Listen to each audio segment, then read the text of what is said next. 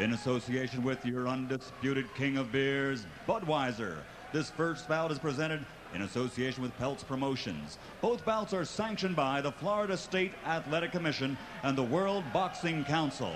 WBC supervisor for this first contest is Anibal Miramontes. The three judges scoring the bout on a 10-point must system will be Jose Juan Guerra, John Keane, and Stuart Winston. And when the bell rings, the man in charge of the action, your referee, is Bill Connors. And now, ladies and gentlemen, two undefeated young heavyweights put their records on the line for 12 rounds of boxing for the WBC International Heavyweight Championship. Introducing first, fighting out of the red corner, wearing red and black and weighing in at 212 pounds. He brings a professional record of 17 victories without a loss, 2 draws, 11 knockout victories to his credit. Ladies and gentlemen, from Atlantic City, New Jersey, presenting the undefeated Darroll Doing Damage Wilson.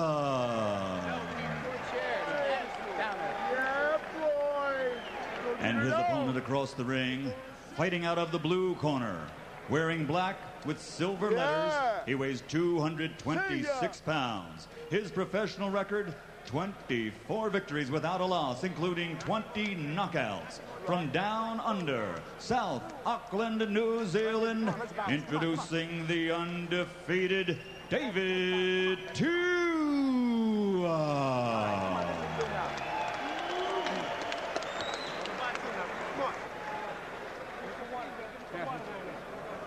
All right, I got it. Enough of them, huh?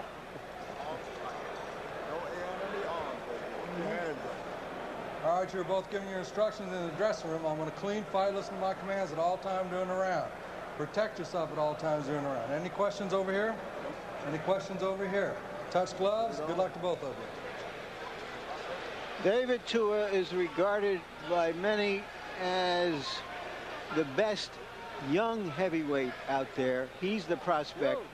An impressive win here would move him up into the next level of boxing, starting to go up against top 10 fighters. Let's see what he has. Darrell Wilson, as he takes off the robe, looks to be in excellent shape. Same kind of condition that he was in when he fought against Shannon Briggs. If anything, his arms look a little bit bigger and more heavily muscled. You look at Tua in there, he's built like a truck.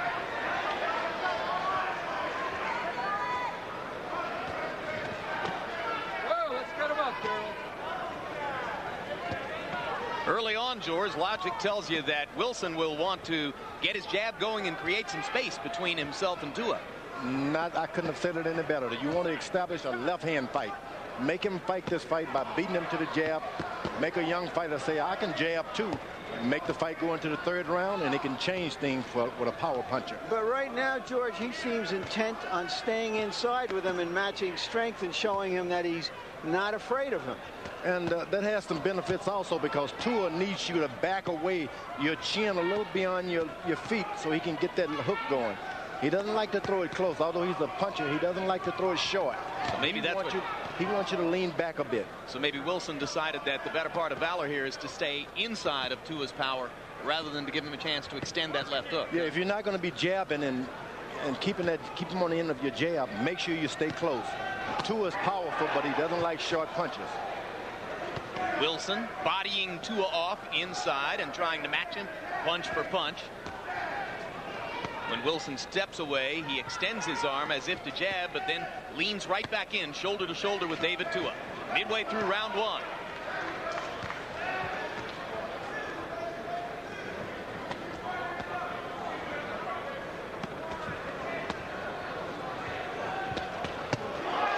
Triple left hook by Tua. The thing that Tua has to be careful about is allowing Wilson to get any confidence.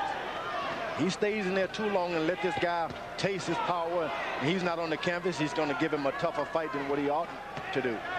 Now Wilson starts pumping the jab as Tua steps back to look for punching range. Wilson seemingly content to fight in the phone booth, but if Tua wants to step back, he'll get the jab.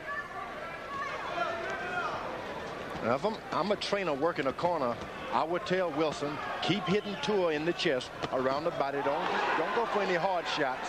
Just keep tapping him around there. That's the only way you deflate this power from these giants. Two fighters trading left hooks at close range in round one. Fight promises a lot of fireworks.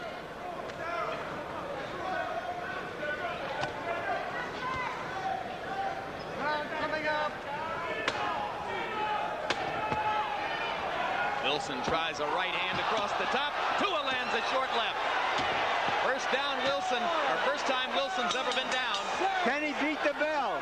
Can he beat the bell? He can't. He's counted out. Another first round knockout for David Tua. Clean as a whistle. That's a left hook, huh? That was a vicious first round. Two young, strong heavyweights testing each other. The younger, stronger heavyweight had too much. And Tua's awfully excited about this. As he should be. Stands up on the ropes and gets a cheer from the crowd. And in the middle of the ring, medical personnel working carefully with Darroll Wilson. He's crossed into another level now. He's a top-rated fighter.